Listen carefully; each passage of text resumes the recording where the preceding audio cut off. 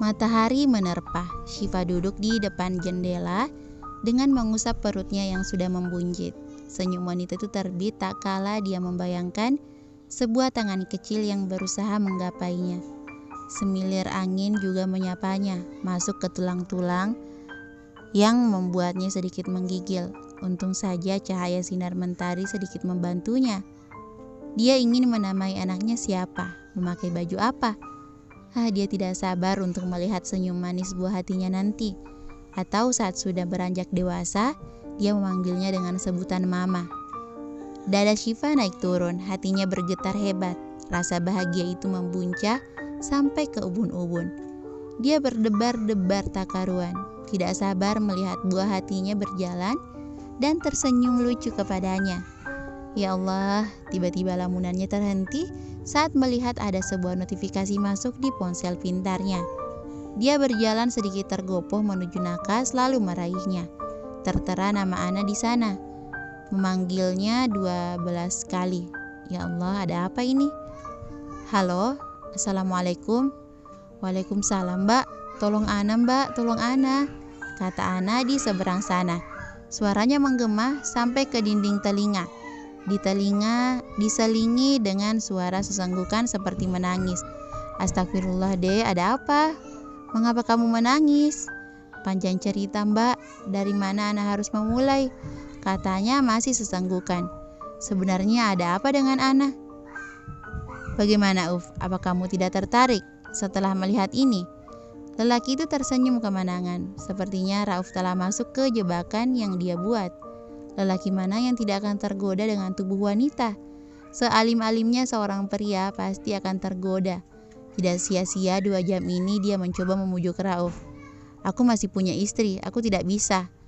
Kamu sudah besar, Uf. Kamu sendiri yang berhak melakukan iya atau tidak. Bukan lagi terpaut dengan orang lain. Kamu mengerti?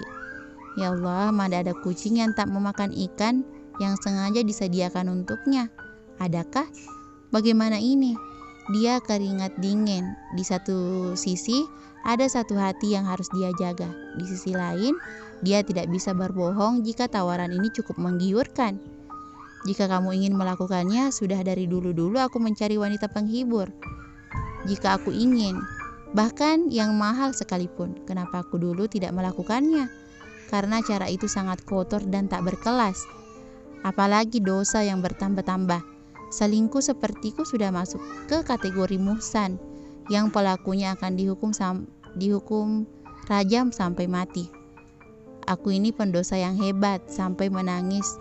Aku mengingat seluruh dosaku. Bayangkan saja, Allah menciptakan kita untuk senantiasa menyembah kepadanya. Tapi kita malah menyalahfungsikan segala fasilitas Allah ini dengan maksiat. Aku takut jika nanti tanggung jawabku tambah besar. Ada hati yang harus kujaga. Hati wanitaku yang benar-benar kucintai, bahkan melebihi wanita-wanita yang tak berbusana ini. Mereka bahkan tidak ada apa-apanya dibanding dengan wanitaku. Mereka tak punya malu menjual harga diri seperti ini. Astagfirullah. Rauf menggeleng. Dia ingin menangis tapi tak bisa. Batinnya merintih-rintih. Dosanya sudah banyak, mengapa Allah berikan dia cobaan seberat ini? Astagfirullah. Dia bukanlah lelaki yang pandai menjaga hawa nafsu. Dia bukanlah lelaki yang pandai menjaga pandangan dan agama. Mengapa harus dia diberi cobaan seperti ini? Dadanya bergemuruh, mulutnya bergetar, berkali-kali mengucap, "Selamatkan aku ya Allah, selamatkan aku." Allah, suara lelaki itu melengking tajam, menggema ke dinding-dinding ruang kerja Rauf. Beberapa karyawan yang tak sengaja berjalan melewatinya pun mendadak berhenti keheranan lalu menyambung jalannya lagi. Matanya semerah darah, melotot sempurna seperti ingin copot tanda jika dia sedang marah besar. Jangan so alim kamu. Aku tahu di hatimu juga ada perasaan itu kan? Mengakulah. Sealim apapun kamu juga punya rasa itu. Rasa ketidakpuasan dengan istri. Istriku adalah bidadari bumi. Bahkan sejuta wanita cantik pun di muka bumi ini tidak akan mampu menandinginya. Camkan itu. Tidak ada yang bisa menandinginya. Istriku adalah wanitaku satu-satunya. Cih, Lelaki itu mendecih pelan. Dia tidak suka dengan Rauf yang sok-sokan alim seperti itu. Dulu saja dia tak salim ini, sekarang semakin dewasa lelaki itu semakin belagu. Sok-sokan, aku jadi jijik denganmu. Lelaki itu tersenyum kecut kemudian pergi tanpa mengucap sepatah kata pun. Sinar surya telah merendah, jatuh ke bawah, sebentar lagi senja akan segera tiba. Dia menatap arloji yang terlingkar di tangannya. Sekejap saja dia melihat Pak Nur yang sudah berdiri di ambang pintu untuk menunggunya. Pak Nur menggunakan bahasa isyarat jika mereka harus pulang sekarang. Jangan terlalu bekerja keras, kamu tidak boleh memaksakan diri untuk menyelesaikannya. Masih ada hari esok kan? Pak Nur menggeleng, dia menatap cemas Rauf yang wajahnya sudah pucat pasi. Tapi jika Rauf telat sejenak saja, beberapa saham milik Papa akan terjual dengan harga murah. Belakangan ini harga saham turun. Rauf tidak bisa membiarkan hal itu terjadi, Pak. Pak Nur menghela napas. Tapi lihat keadaanmu, lihat. Jangan menyia-nyiakan kesehatanmu. Papa bisa mencari uang saat hilang, tapi Papa tidak bisa membiarkanmu kesakitan. Apa kamu tahu akan hal itu? Rauf tepat di sampingnya. Pak Nur mengelus lembut rambut Rauf. Kamu itu anak kesayangan Papa. Jangan pernah membuat Papa cemas ya. Kamu lebih berharga dari apapun, termasuk uang. Mereka berjalan menuju parkiran. Beberapa kali mereka berpapasan dengan karyawan lalu menyapa mereka. Kepala Rauf pusing sekali. Banyak hal yang dia pikirkan saat ini termasuk kejadian tadi. Bagaimana bisa dia ditawari seperti itu? Astagfirullah, cepat-cepat dia beristighfar. Tidak mau mengingat itu lagi, hal yang sangat konyol. Mereka duduk, kali ini Pak Nur yang berada di belakang kemudi. Dia tidak mau jika kali ini Rauf yang menyetir. Lelaki itu belum baik-baik saja, butuh istirahat. Tak lama mobil itu sudah meluncur ke padatan kendaraan jalanan. Beberapa kali Rauf menguap, matanya lelah. Ingin terlelap beberapa jam saja dia sudah sangat bersyukur. Ada yang kamu pikirkan? Kata-kata dari Pak Nur membuat kacau alam pikirannya. Dia segera menatap Pak Nur yang juga menatapnya cemas. Tidak Pak, hanya saja Rauf lelah karena kurang tidur. Sampai rumah sudah ba'da maghrib. Rauf berjalan gontai menuju pintu kamar. Matanya berkunang, tidak bisa memastikan apakah wanitanya berada di kamar atau tidak. Mas, dingin semua, seluruh badannya dijalari keringat dingin. Dia ingin segera tidur dan menutup mata beberapa jam untuk beristirahat. Mas, ada apa?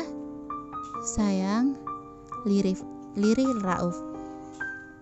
Iya mas, tanya Syifa dengan nada penuh pengertian. Rauf hampir saja ambruk. Syifa memapahnya sampai di ranjang, lalu menidurkannya. Punggung tangannya dia tempelkan di dahi Rauf. Suhu tubuh Rauf sangat panas hingga menyengat ke punggung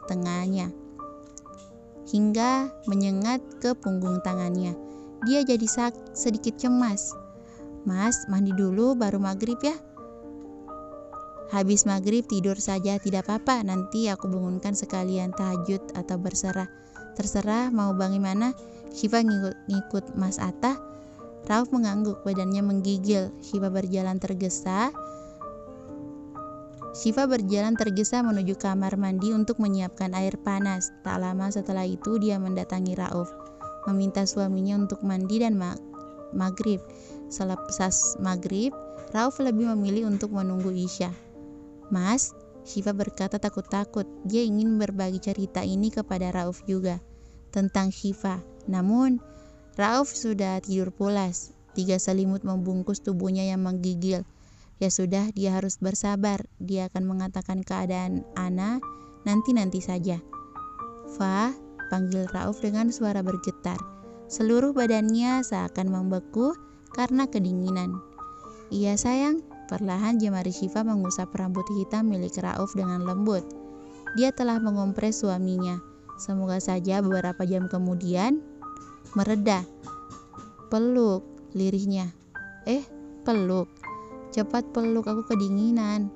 Membutuhkanmu di sisiku. Syifa tersenyum. Dia segera memeluk sang suami. Sudah baikan sedikit. Dia tersenyum, lelakinya semakin hari tambah menggemaskan. Tiba-tiba ponselnya berdering. Ana menelponnya. Dia keluar dari kamar dan membukanya. "Mbak, aku sudah berada di depan rumahmu," katanya melirih. Kakinya tergopoh meraih pintu depan. Langkahnya dia perbesar agar bisa menghemat sedikit waktu. "Ana?" teriaknya dengan wajah terkejut tak kalah melihat adiknya penuh dengan luka lebam. Sesegera mungkin dia menyilakan gadis itu masuk. Mereka duduk di sofa. Sesekali dia dapat melihat gurat kesedihan yang terpancar dari mata milik Ana. "Ada apa, Dek? Mengapa kamu seperti ini?